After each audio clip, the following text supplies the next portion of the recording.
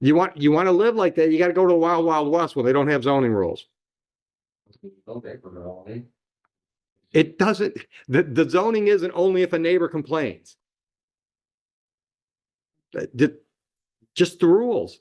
You live in Huron Township. Those are the rules in Huron Township. You don't like that, you got to lobby your town board to change the rules. I would encourage you to do so. It's called Civics 101. I'm a big fan. But that's what the rules are currently where you live. And probably have been for decades. They don't have to prove their ordinance for you to comply. They're proving it today to me. Go to town hall. They'll be happy to give you copies of all the ordinances. Happy to. If it helps you get into compliance, they probably won't even charge you for copies. Well, I shouldn't say that. They might charge you for copies. But you're clearly responsible from your own lips. You're clearly responsible for what they're charging you for. How long have you owned that piece of property?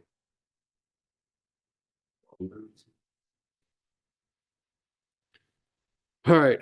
I'm confused as to why I've got 3 files that all have the same date on them and all have the same 3 charges. 2.1, 2.8, and 8.1. All 3 tickets, all same day.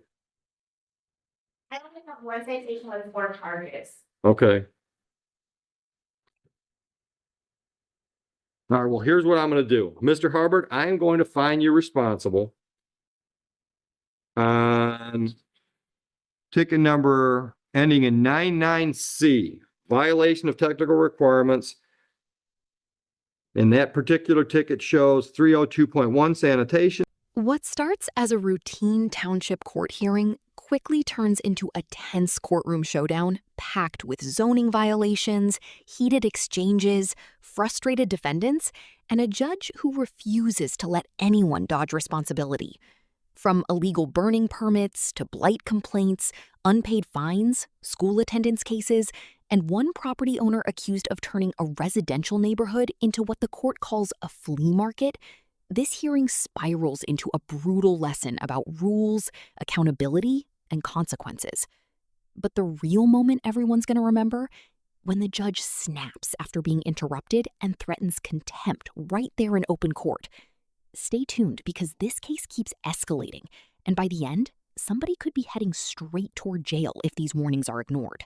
302.8 motor vehicle and 308.1 accumulation of rubbish or garbage. I'm dismissing the other 3 files that I have. You understand that? Do you understand that? Okay. So fines and costs on today's ticket, $200.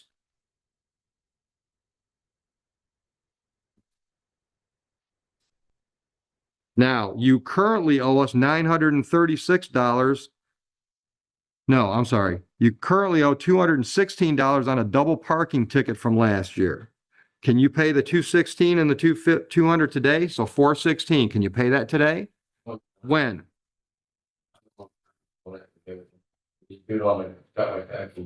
Okay, I can't deal with an I don't know. So can you commit to some kind of regular payments? Like weekly, monthly? Monthly. How much? Start when? Next Friday, the 8th? All right. So you got $200 on today's file, $216 on the 2 double parking file. You're going to do that at $50 a month, start on May 8th. They're going to keep writing you tickets if the conditions don't improve. If you're not sure what you have to do to get into compliance, I'm sure officer would talk to you today or go to the township and get copies of the printouts. Any questions? I mean, it next to dust. What am I supposed to do with this stuff? I just told you that. I just said, I'm sure the officer would be happy to talk to you, or you can go to the township and get copies of the ordinances. Good luck. C, A and B, and 200 I dismissed. a misdemeanor citation required an underlying conviction on civil infractions. So. I found him responsible on the civil infraction. Mr. Hubbard, we're still talking about your file, but I can't understand why I got 3 duplicate files. So there's 4 violation of technical requirements. That's what the court codes it as, and then each one in the remarks is identified what specifically the violation. So there's, I usually. I did what my words are my words. I've made my ruling. Now you can all leave.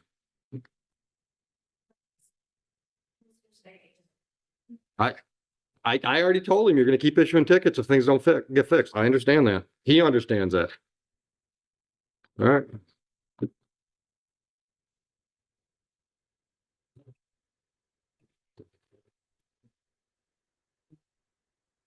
Mr. Bowditch, you got some ready? Yes, Your Honor. Come on up. You're done, sir. Ashley Rowe. Ready, Your Honor. Good morning, Ms. Rowe. Mr. Bowditch. Right, Jeff, appearing on behalf of Ms. Rowe. Ma'am, could you tell us? Actually, for Thank you, ma'am. Your Honor, today's date time, set, for violation of parental responsibility. Ms. Rowe is going to be pleading guilty to that charge. She is a 17-year-old daughter, Madeline, who has had some medical issues, Your Honor. Ms. Rowe, who's a registered nurse in Goswick, has, they finally had some sort of a resolution to this. When Madeline isn't, she's a straight A student, she's on the honor roll, she's going to an honorable ceremony here in a couple of days. So I believe this is going to be resolved, with a 771. Okay. Is she a senior this year or junior? Okay. All right. So you've discussed your options and your rights. Understand all that. You understand the possible penalty for the charge. Are you pleading guilty freely and voluntarily today? How many days did she miss? Well, 11, but I think they are saying that it's 20.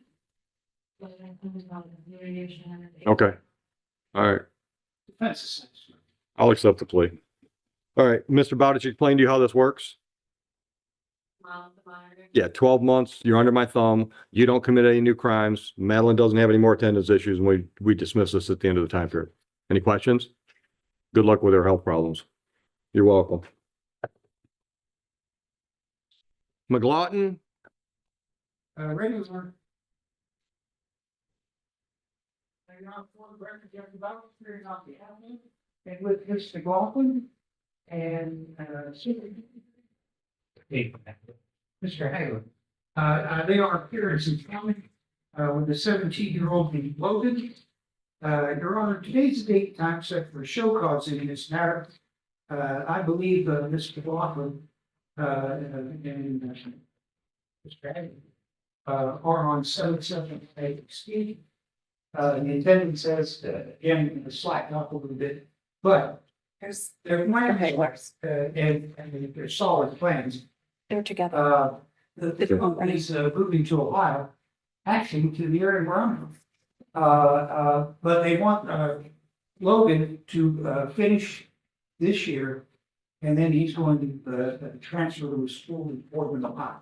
He's on my story. Definitely. Yeah, he's on what? Logan's for graduate, yes. so he's online to graduate and on track to graduate. Okay. So, I didn't know, what the court wished to do with this. well, let's get straight first.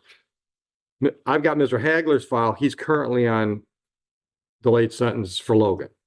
Then we got Ms. McLaughlin that's got a new file today for Logan, correct? That's not like that. We have 2 files. They both pled guilty back in December 9th for the. Oh. Sandra, Leon, and Logan. Okay. For treatment. Okay. All right. All right. So 3 kids. Now I got it. Okay. All right. So we're here on a show cause because the attendance issues have not resolved. Big hours. Looks like Alexander this year has missed 152 hours, Leo 215 hours, and Logan 210 hours. I did bring the school resource officer with me today to kind of go into what the school has offered. They've been offered resources through the school and through the court here. I know Christina's got. And we can't help them without them helping themselves. Yeah. So how old is Liam? I think it's 12, Alex? that's 16. Okay. And when are you moving? I'm actually planning on, I'm transferring my job. My best friend in Pennsylvania is gonna help me get on my feet because I feel like Ma'am, the question was when. at the end of the week. Okay. All right. So when are the boys moving? I'm staying with my father until the end of the school year, Okay. so that they can finish up. All right. So what are we doing as far as the show cause? Are we pleading responsible to the violation? Yes. Okay. All right. So that means both of you end up with misdemeanor convictions. You understand that? Yes? Yeah. Okay. All right. Anything before I sentence? I would, and we don't have the attendance record with us right now, but over the last, I've got to say, 2.5 months, it's significantly better. We've made some things, we got school, and we're living in a hotel. Okay. The school has agreed to come to the hotel every morning, pick them up first, so nobody knows where they're coming from. They don't get teased for living in a hotel. Right. And that's working a lot, it's a lot. Okay. And then they have the virtual school on Friday, so it should be standard. But Liam, the 12-year-old, has a lot of trouble focusing, so I've been staying home on Friday mornings, sitting next to him. Help him do his virtual. All I can do is just go, no, pay attention, pay attention. Right. Because he wants to play videos and things like that. Right. So those are they're small steps, but it's things that I've figured out how to do. Okay. It's trying to think, I'm trying to think of something there, but I know that if you look at it in the last 8 weeks, at least, there's significant progress. Okay. I do have something to say about Logan as well. It was getting to a very frustrating point because if one thing goes wrong in any morning for school, he's like, I'm not going. There's nothing at all that we can do to Right. make him. Right. The resource officer, Mhm. I've even had him on the phone. He's like, Logan, you have until this time to get to school right now. And he's to like put the fear of God into that basically to get him to school. So I really thankful actually about Officer Creek for that. Yeah. But since then, I actually had a meeting with the school, with the principal.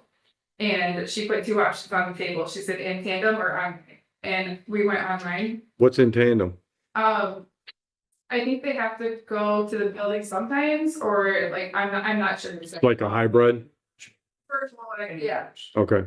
But, so since then, Logan has gone online and he's been thriving. He's doing everything at his own pace, like he wants to.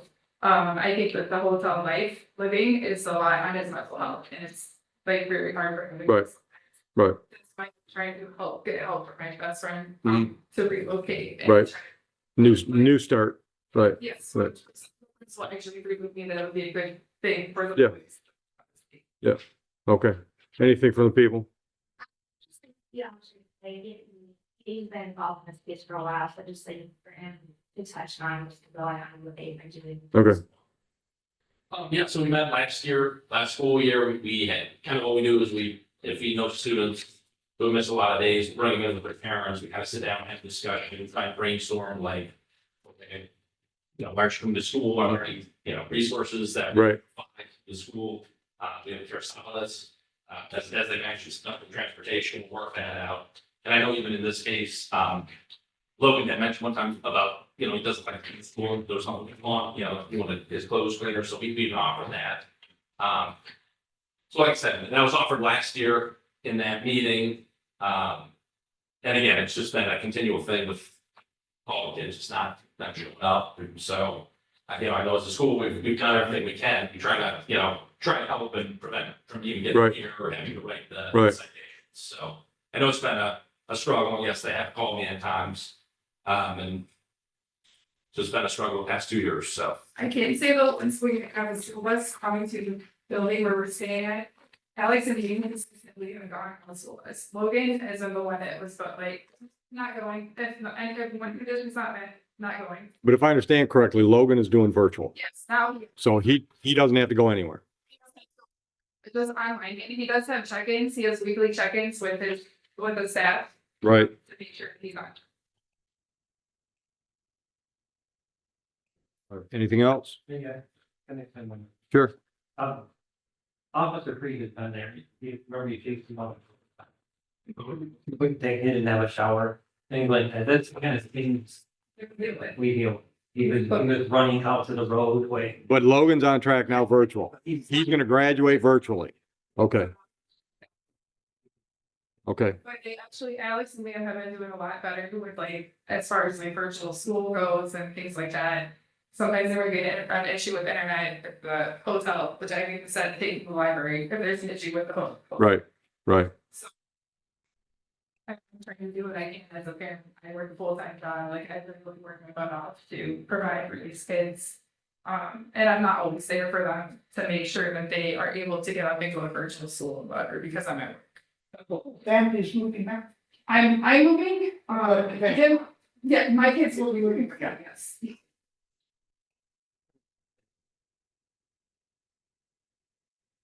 All right, anything else? Anybody? All right, so here's what I'm gonna do.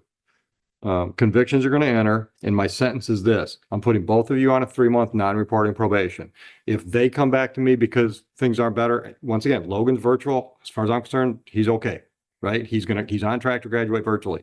But if Leon and Alex don't finish off the school year strong, if they've got enough absences, and I'm leaving that vague for a reason, if they've got enough absences that the schools think it's worth calling the Madam Prosecutor and she brings it to me, somebody's going to jail.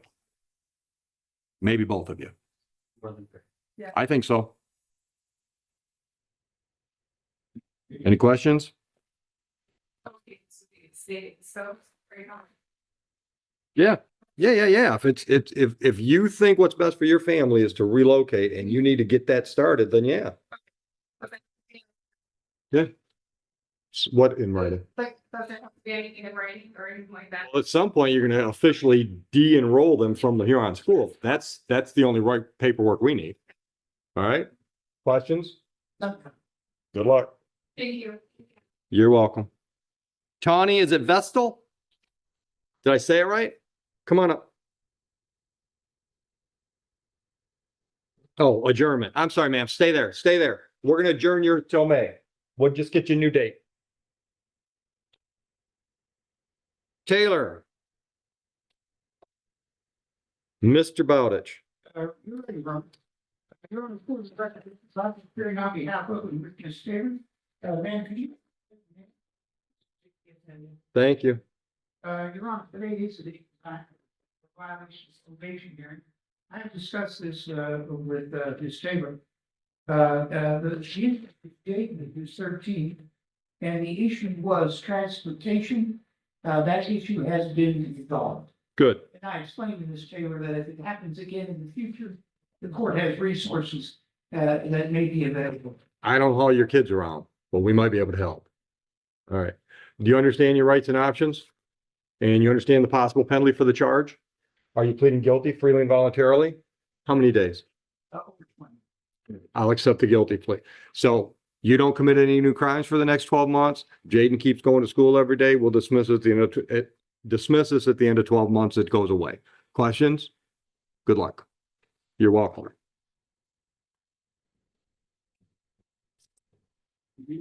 Tiffany Hunter.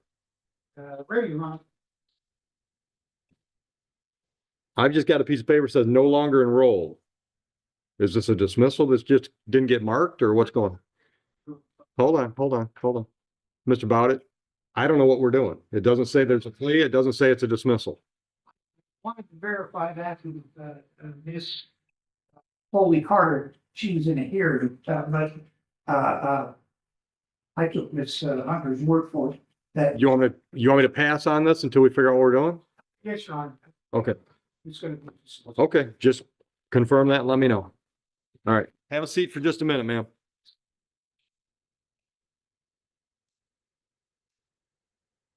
Is it Dopker? Depker? You got an O in there you're not using. All right, I I can make it work. I can make it work. Mr. Bowditch, your appearance for Miss Depker. Today's the day of standing violation of parental responsibility. The child we're talking about is Lucas. I believe that, Ms. Stoker, he has his, 20 days. 24, yes. And some of it was medical issues, that have hopefully been resolved. And I believe now he's attending regularly. Yes. Okay, So okay. I believe, possible. okay. By the end of this courtroom session, the judge had delivered the same message to nearly every defendant who appeared before him. Responsibility matters, and ignoring small violations can eventually lead to major consequences. Some people walked away with payment plans, others avoided harsher penalties through plea agreements, and several families were given opportunities to correct attendance and compliance problems before things escalated further. But the most intense hearing of the day clearly centered around the property violation case, where repeated zoning complaints, inoperable vehicles, semi-trailers, and debris pushed the court to enforce township ordinances more aggressively. What makes this hearing so interesting is that it wasn't about one dramatic criminal accusation. It was about everyday rules that many people underestimate until they're standing in front of a judge explaining themselves. The court showed patience in some moments, but it also made clear that repeated noncompliance eventually reaches a limit. So now we want to hear from you. Do you think the judge handled these cases fairly, or should some of these defendants have been given more flexibility? If you found this courtroom breakdown interesting, make sure to hit that like button, share your thoughts in the comments, and don't forget to subscribe for more jaw-dropping courtroom breakdowns and real legal drama every week.